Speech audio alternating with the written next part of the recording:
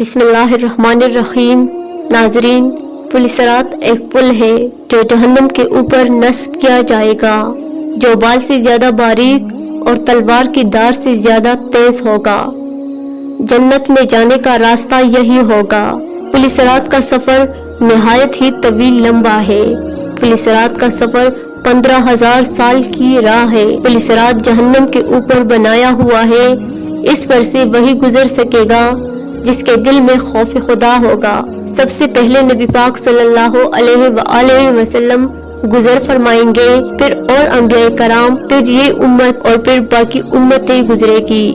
پل صراط پر لوگ مختلف طرح سے گزرے گی۔ بعض بجلی کی طرح گزرے گی، بعض ہوا کی طرح، کوئی ایسے جیسے پرندہ اڑتا ہے اور جیسے آدمی دوڑتا ہے، یہاں تک کہ بعض گھسیٹتے ہوئے جائے گا۔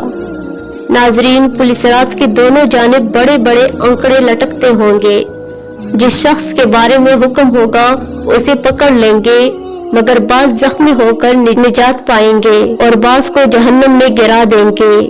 جب تمام لوگ پل صراط پر گزرنے میں مشغول ہوں گے، مگر ہمارے نبی حضرت محمد صلی اللہ علیہ وآلہ وسلم پل صراط کے کنارے اپنی امت کی نجات کی فکر میں اپنے رب سے دعا کر رہے ہیں، الہی ان گنہگاروں کو بچا لے، بچا لے، بچا لے۔ حضور پاک صلی اللہ علیہ وآلہ وسلم اس دن تمام موادن کا دورہ فرماتے رہیں گے۔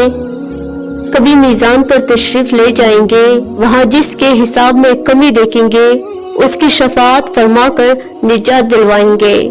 اس لیے دوستو، اپنے حبیب صلی اللہ علیہ وآلہ وسلم سے بے پناہ محبت کیجیے تاکہ پل صراط کا سفر ہمارے لیے آسان ہو اور اللہ تعالیٰ اسے ہمارے لیے آسان بنائے۔ ناظرین، ویڈیو اچھی لگی ہو تو ویڈیو کو لائک کرتے ہوئے چینل کو سبسکرائب کریے۔ آخر میں اللہ تعالیٰ سے دعا ہے کہ اللہ تعالیٰ ہمیں نیک اعمال کرنے کی توفیق عطا فرمائے۔ آمین ثم آمین۔